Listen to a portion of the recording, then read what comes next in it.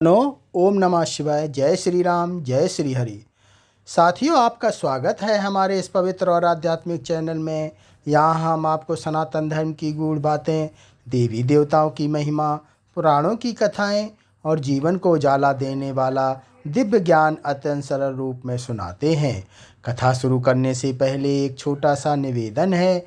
अगर आपको हमारे द्वारा दी जाने वाली धार्मिक जानकारी, कथा और आध्यात्मिक बातें पसंद आती हैं तो कृपया चैनल को सब्सक्राइब करें, वीडियो को लाइक करें और इस दिव्य ज्ञान को अधिक से अधिक लोगों तक शेयर करें।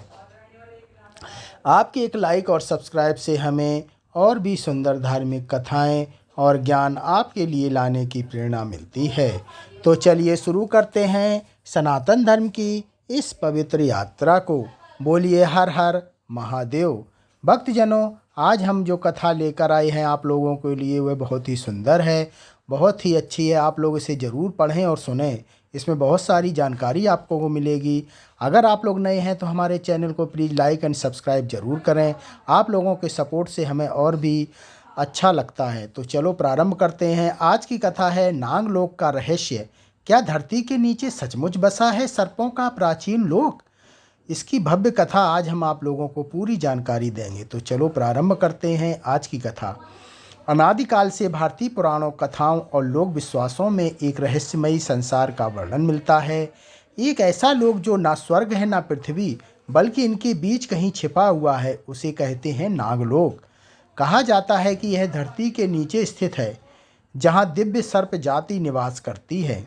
अत्यंत शक्तिशाली, बुद्धिमान और अमरता के रहस्य को जानने वाली। रात का समय था। प्राचीन भारत के एक घने वन के बीचों बीच एक वृद्ध ऋषि अपने शिष्यों को अग्नि के चारों ओर बैठाकर कथा सुना रहे थे। हवा में ठंडक थी, दूर कहीं जंगली पशुओं की आवाज़ें आ रही थीं और ऊपर आकाश में असंख्य तारे चमक रहे थे। ऋषि ने धीमे स्वर में कहा, जो तुम पृथ्वी समझते हो वह केवल एक स्तर है। इसके नीचे भी संसार है और वहाँ रहते हैं नाग। एक शिष्य घबरा गया। गुरुदेव, क्या वे साधारण सांप हैं? ऋषि मुस्कुराए। नहीं, वे सर्प रूप में दिव्य प्राणी हैं, मनुष्य से भी अधिक बुद्धिमान और देवताओं से भी अधिक रहस्यमय। शास्त्रों में वर्णन है कि नागलोक सोने और रत्नों से बना हुआ है। वहाँ की नदियाँ चमकती हैं, महल मणियों से जगमगाते हैं और वहाँ के नाग इच्छा अनुसार मानव रूप भी धारण कर सकते हैं। कहा जाता है कि इस लोक का प्रवेश द्वार पृथ्वी पर कई स्थानों पर छिपा है। गहरे जंगलों में, प्राचीन गुफाओं में या उन सरोवरों के नीचे जहाँ कोई सामान्य व्यक्ति जाने का साहस नहीं करता। इसी संदर्भ में पुराणों में एक महान नागराज का नाम बार बार आता है, शेषनाग, जिनके फनों पर स्वयं भगवान विष्णु शयन करते हैं। और दूसरे हैं वासुकी, जिन्होंने समुद्र मंथन में मंदराचल पर्वत को लपेटकर रस्सी का कार्य किया। यह केवल प्रतीक है या वास्तविक प्राणी? ऋषि ने आगे कहा, नाग केवल धरती के नीचे नहीं रहते, वे समय के रक्षक हैं। जहाँ गुप्त ज्ञान छिपा होता है वहाँ नाग पहरा देते हैं। इसी कारण प्राचीन मंदिरों, खजानों और शक्तिपीठों में नागों की मूर्तियाँ मिलती हैं। एक पुरानी कथा के अनुसार एक राजा को स्वप्न में एक चमकदार द्वार दिखाई दिया जो जमीन के भीतर जा रहा था। अगली सुबह उसने सैनिकों के साथ उस स्थान को खुदवाया और सचमुच एक विशाल सुरंग मिली। जैसे हुए भीतर गए, उन्हें ठंडी हवा का झोंका महसूस हुआ, पर यह सामान्य हवा नहीं थी। उसमें एक अजीब सुगंध थी, जैसे किसी अनजानी दुनिया की। दीवारों पर चमकते पत्थर जड़े थे जो बिना दीपक के ही प्रकाश दे रहे थे। सैनिक भयभीत हो गए।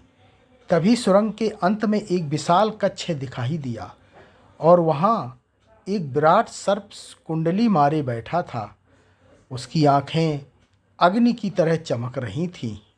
राजा के हाथ से तलवार छूट गई। सर्प ने फुफकारा नहीं, बल्कि मानव स्वर में कहा, यह स्थान मनुष्यों के लिए नहीं है, लौट जाओ। राजा भय से कांप उठा। उसने सिर झुका लिया और तुरंत वापस लौट गया। कहते हैं उसके बाद उसने उस स्थान को पत्थरों से बंद करवा दिया और जीवन भर किसी से इसका उल्लेख नहीं किया। ऋषि ने शिष्यों की ओर देखकर कहा, नागलोक केवल शक्ति का स्थान नहीं, यह संतुलन का केंद्र है। यदि नाग क्रोधित हो जाएं, तो पृथ्वी पर विनाश आ सकता है। शिष्य ने पूछा, गुरुदेव, क्या कोई मनुष्य नागलोक में जा सकता है? ऋषि कुछ क्षण मौन रहे, फिर बोले, हाँ, पर केवल वही जिसे नाग स्वयं बुलाए। कहा जाता है कि कुछ महान योगी, तांत्रिक और सिद्धि पुरुष नागलोक में जाकर वापस आए हैं। वे बताते हैं कि वहाँ समय अलग तरह से चलता है, पृथ्वी के वर्षों के बराबर। वहाँ केवल कुछ दिन हो सकते हैं। और सबसे रहस्यमयी बात, नाग अमर नहीं होते, पर उनकी आयु हजारों वर्षों की होती है। कुछ विद्वान मानते हैं कि नाग वास्तव में प्राचीन उन्नत सभ्यता थी जो भूमिगत रहने लगी। कुछ कहते हैं वे ऊर्जा प्राणी हैं और कुछ कहते हैं वे आज भी हमारे बीच छिपे हैं, मानव रूप में। रात गहरी हो चुकी थी। शिष्य अब भय और जिज्ञासा दोनों से में कांप रहे थे।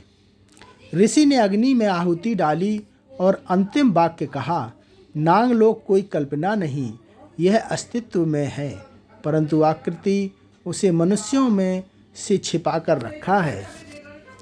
क्योंकि हर समय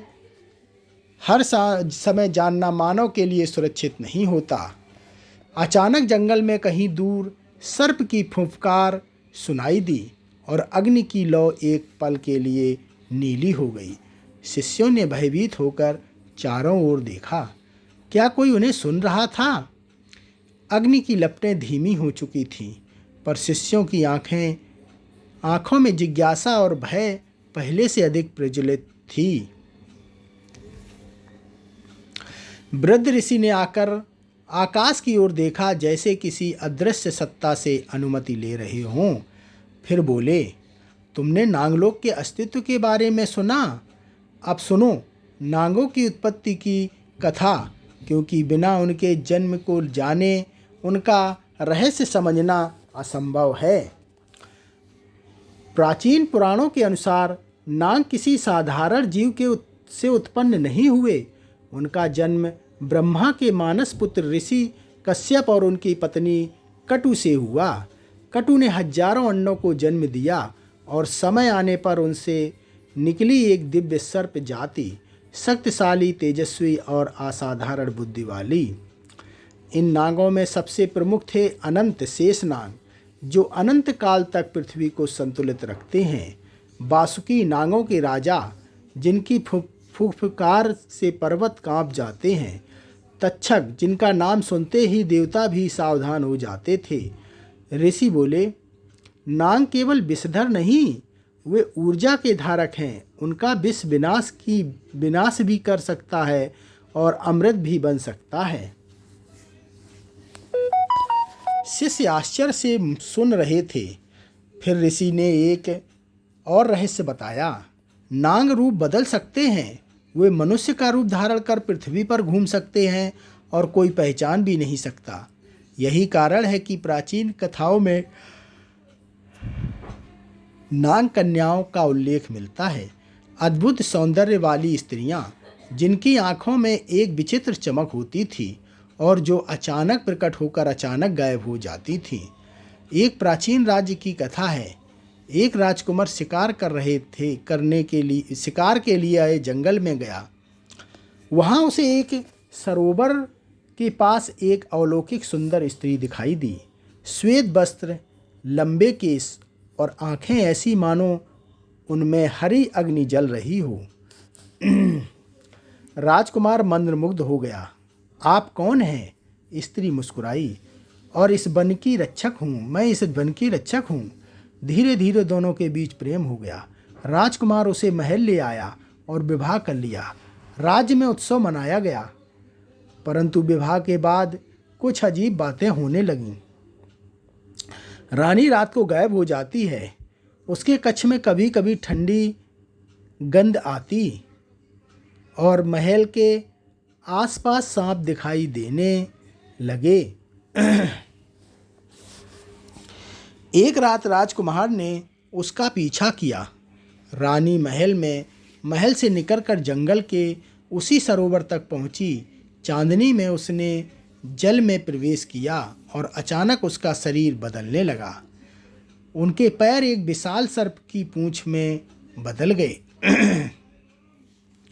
उसकी त्वचा चमकदार सल्कों में बदल गई और कुछ ही क्षणों में वह एक दिव्य नागिनी थी। राजकुमार भय से स्तब्ध हो गया। नागिनी ने उसकी ओर देखा। तुमने वह देख लिया जो किसी मनुष्य को नहीं देखना चाहिए था। उसकी आंखों में दुख था, क्रोध नहीं। मैं नागलोक की राजकुमारी हूँ। तुम्हें प्रेम किया इसलिए मानव रूप धारण किया, पर अब यह संभव नहीं। इतना कहकर वह जल में विलीन हो गई और फिर कभी नहीं लौटी। राजकुमार जीवन भर उसी सरोवर के पास भटकता रहा। ऋषि ने शिष्यों की ओर देखा। नागों का प्रेम भी उतना ही गहरा होता है जितना उनका क्रोध भयानक। वे विश्वासघात नहीं कर सकते। फिर उन्होंने एक और चौंकाने वाली बात कही। नाग केवल पाताल में ही नहीं रहते, वे पृथ्वी के गुप्त खजानों और प्राचीन ज्ञान की रक्षा भी करते हैं। इसी कारण कई प्राचीन मंदिरों और गुफाओं में नाग द्वार का या सर्प चिन्ह मिलते हैं। कहा जाता है कि बिना अनुमति वहां प्रवेश करने वाला व्यक्ति जीवित वापस नहीं आता। कुछ तांत्रिक ग्रंथों में तो यहाँ तक लिखा है कि नागों के पास नागमणि होती है, एक दिव्य रत्न जो अंधकार में स्वयं प्रकाश देता है और इच्छाएं पूरी कर सकता है। शिष्य उत्साहित हो उठा। गुरुदेव, क्या नागमणि सच में होती है? ऋषि गंभीर हो गए। होती है, पर उसे पाने की कीमत मनुष्य चुका नहीं सकता। कहा जाता है नागमणि नाग के प्राणों से जुड़ी होती है। यदि कोई उसे छीन ले तो नाग तब तक पीछा करता है जब तक वह वापस ना मिल जाए, चाहे बरसों लग जाएं। रात अब और गहरी हो चुकी थी। अचानक पास की झाड़ियों से सरसराहट हुई। शिष्य डरकर उठ खड़े हुए। अंधेरे में दो चमकती आंखें दिखाई दी। फिर एक विशाल काला नाग धीरे धीरे बाहर आया। पर आश्चर्य, वह ऋषि के पास आकर शांत बैठ गया, जैसे किसी पुराने परिचित से मिला हो। ऋषि ने उसके मन पर हाथ फेरते हुए कहा, डरो मत, यह इस वन का प्रहरी है। शिष्य विस्मित रह गए। क्या यह केवल संयोग था या नाग सच में उनकी कथा सुन रहे थे? ऋषि ने अंतिम वाक्य कहा, याद रखो, नागलोक केवल नीचे नहीं है, जहाँ नाग है वहाँ उसका द्वार है। अचानक वह नाग फुफकारा और घने अंधेरे में गायब हो गया। रात अपने सबसे गहरे अंधकार में पहुंच चुकी थी। जंगल में अब केवल झुरगिरों की आवाज़ थी और अग्नि की बुझती चिंगारियाँ। घर शिष्यों के मन में जो भय और जिज्ञासा चल रही थी वह बुझने का नाम नहीं ले रही थी। वृद्ध ऋषि ने अपनी आंखें बंद की, जैसे किसी बहुत प्राचीन स्मृति में उतर रहे हों। फिर धीमे स्वर में बोले, अब समय है उस रहस्य को जानने का जिससे मनुष्य सदियों से डरता भी है और आकर्षित भी होता है। नागलोक वास्तव में कहाँ है? उन्होंने भूमि पर अपनी उंगली से एक वृत्त बनाया, फिर उसे नीचे कई परतें खींची। पृथ्वी केवल एक सतह नहीं, बल्कि इसके नीचे अनेक लोक हैं। उनमें से एक पाताल उसी स्थिति में नागों का महान साम्राज्य। पुराणों में पाताल लोक का अंधकार में नरक नहीं, बल्कि अत्यंत समृद्ध और प्रकाशमान लोक बताया गया है। वहाँ सूर्य नहीं उगता, फिर भी प्रकाश रहता है, रत्नों, मणियों और दिव्य ऊर्जा के कारण। उस लोक के अधिपति माने जाते हैं नागराज वासुकी, और वहाँ अनगिनत नाग वंश निवास करते हैं। ऋषि बोले, मनुष्य सोचता है कि नीचे केवल मिट्टी और पत्थर हैं, परंतु पृथ्वी के गर्भ में विशाल गुफाएं, सुरंगें और ऐसे स्थान हैं जहां आज भी कोई नहीं पहुंचा। उन्होंने एक प्राचीन कथा सुनाई। महाभारत काल के बाद एक राजा ने अपने राज्य में बार बार हो रहे रहस्यमयी हादसों की जांच करवाई। रात होते ही लोग गायब हो जाते, पशु लापता हो जाते और जमीन में अचानक गहरे छेद दिखाई देते। एक दिन सैनिकों ने एक ऐसे ही छेद को चौड़ा किया और मशाल लेकर भीतर उतरे।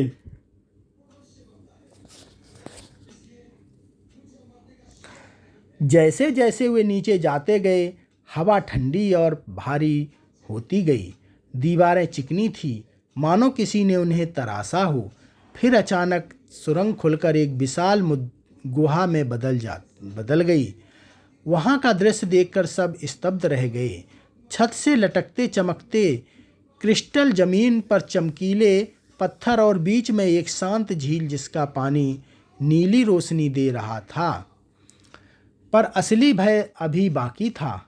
झील के किनारे हजारों सर्प कुंडली मारे बैठे थे, कुछ छोटे, कुछ इतने विशाल कि उसकी देह वृक्ष के तने जितनी मोटी थी। मशाल की रोशनी पड़ते ही उनकी आंखें चमक उठी। एक सैनिक चीख पड़ा, भागो! तब झील के बीच एक विशाल फन उठा, इतना बड़ा कि वह कई मनुष्यों से ऊंचा था। वह नाग मानो उसका निरीक्षण कर रहा था। फिर एक गूंजती हुई आवाज आई, यह स्थान मनुष्यों के लिए वर्जित है। सैनिक भय से कांप उठे, कुछ बेहोश हो गए, बाकी भागते हुए ऊपर से लौट आए। राजा ने तुरंत उस गुफा को बंद करवा दिया। कहा जाता है उस स्थान के ऊपर बाद में एक मंदिर बना दिया गया ताकि कोई दोबारा नीचे जाने का प्रयास ना करे। ऋषि ने शिष्यों की ओर देखा।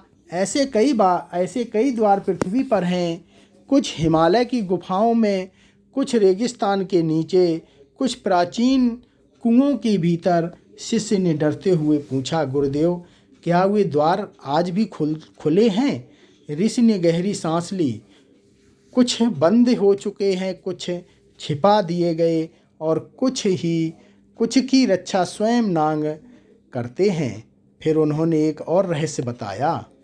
नाग लोक में समय अलग तरह से चलता है। यदि कोई वहाँ जाए और लौटे तो पृथ्वी पर वर्षों बीत चुके हो सकते हैं। कहा जाता है कि कुछ योगी और सिद्ध पुरुष ध्यान की अवस्था में पाताल लोक तक पहुँच जाते हैं। वे बताते हैं कि वहाँ का वातावरण भयानक नहीं बल्कि अत्यंत शांत और शक्तिशाली होता है जैसे, परंतु हर कोई वहाँ टिक नहीं सकता।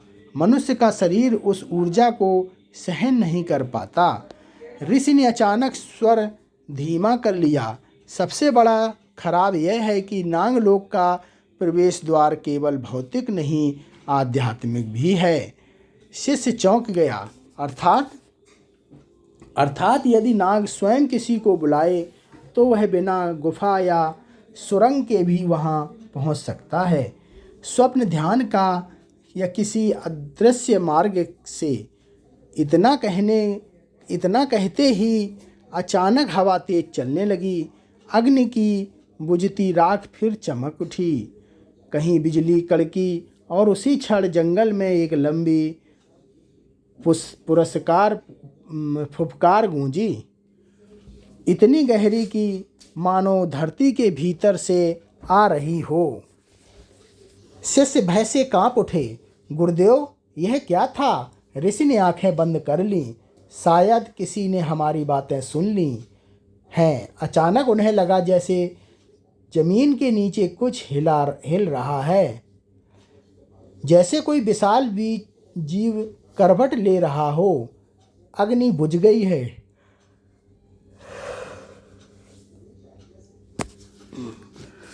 चारों ओर पूर्ण अंधकार छा गया। दो चमकती आंखें धीरे धीरे पास आती हुई दिखाई दी। पूर्ण अंधकार। जंगल की इस जगह वहां कुछ क्षण पहले अग्नि जल रही थी, अब भय और अनिश्चितता से भरी हुई थी। शिष्य एक दूसरे के पास सिमट गए। हवा ठंडी हो गई और मानो अचानक तापमान फिर गया हो और फिर अंधेरे में दिखाई दी तो अग्नि जैसी आंखें। धीरे धीरे एक विशाल सर्प का आकार स्पष्ट होने लगा।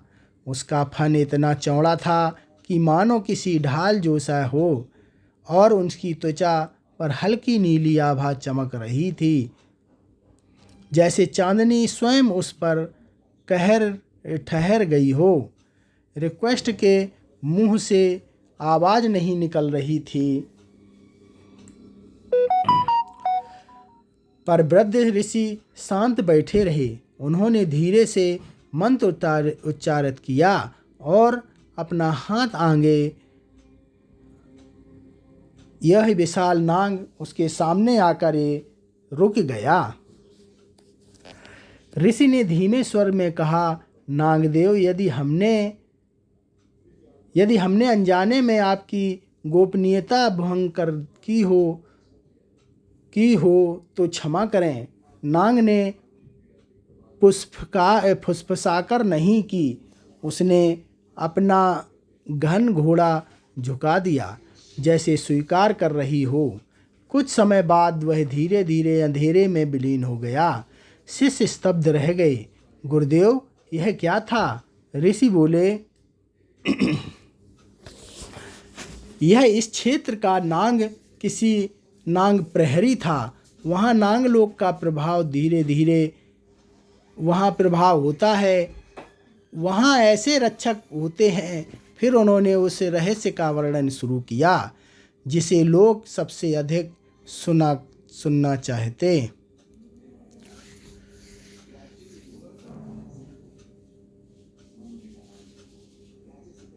नाग केवल विषधर नहीं स्वामी है। उसका विष शरीर को मार सकता है, पर उनकी शक्ति आत्मा तक प्रभावित कर सकती हैं। पुराणों में वर्णन है कि कुछ महान नागों के पास दिव्य तेज होता है, जिससे वातावरण को नियंत्रित कर सकता है, लाना, सुख रोकना, घटनाएं उत्पन्न करना। सबसे प्रसिद्ध कथा है समुद्र मंथन की।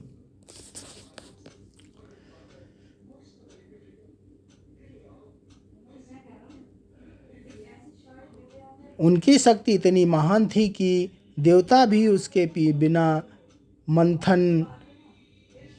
मंथन। इसी प्रकार शेषनाग को ब्रह्मांड का आधार माना जाता है।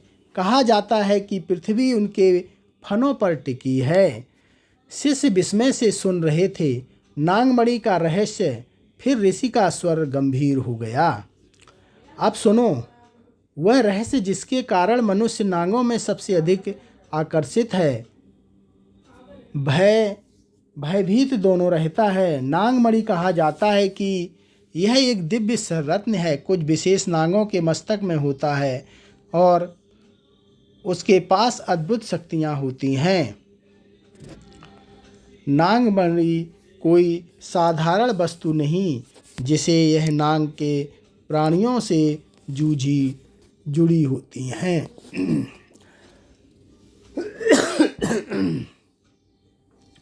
यदि कोई उसे लेने का प्रयास करे तो नांग तब तक पीछा करता है जब तक वह वापस ना मिल जाए। एक प्रसिद्ध लोक कथा है। एक लालची व्यापारी ने सुना कि एक प्राचीन कुएं में नागमणि वाला सर्प रहता है। वह रात में चुपके से वहां गया और उसे ही नाग बाहर निकाला। उसने 40 मणि छीन ली। कुछ क्षण तक शांत रहा, फिर अचानक धरती कांपने लगी, तापमान काला हो गया, आंधी चलने लगी और दूर से एक भयानक फुफकार सुनाई दी। नाग वापस आ गए। कहते हैं उसने पूरे गांव में घर गिर गए, उखड़ गए। व्यापारी का कोई पता नहीं चला। अगली सुबह कुएं के पास केवल सुख और एक जलती हुई चमकदार पत्थर वाली मिली, जो कुछ ही देर में भूल हो गई। ऋषि बोले, नागमणि का लालच मनुष्य के विनाश का कारण बनता है। नागों का क्रोध नाग सामान्यता शांत होते हैं। ऋषि ने कहा, पर यदि उनका अपमान हो तो उनके क्षेत्र में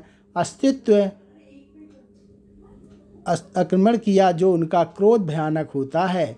पुराणों में वर्णन होता है कि एक बार तक्षक ने क्रोधित होकर एक राजा को डस लिया था, जिससे पूरे राज्य में भय फैल गया। नागों का विष केवल शरीर को नहीं, भाग्य को भी प्रभावित करता है। ऐसा विश्वास नागों की रक्षा के लिए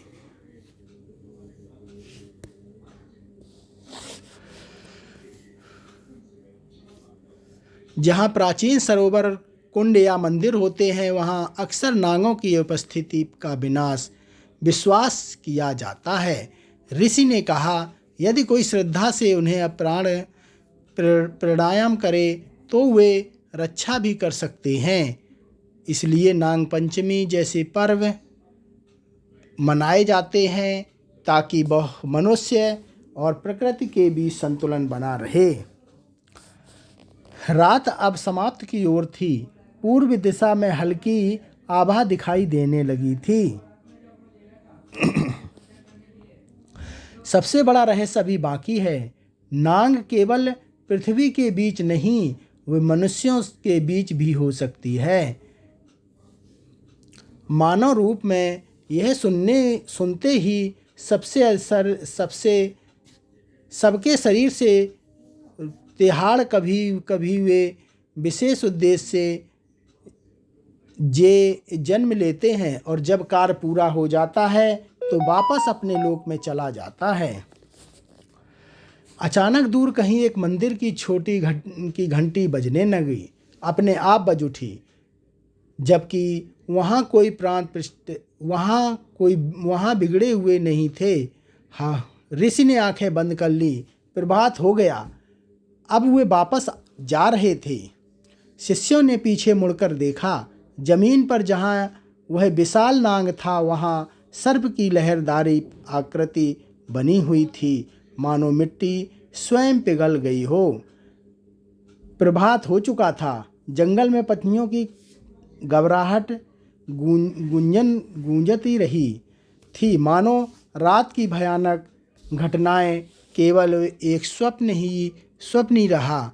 हाँ, पर इस जो उन्होंने सुना और महसूस किया वह स्वप्न नहीं था। वृद्ध ऋषि शांत बैठे सूर्य की पहली किरणों को देख रहे थे।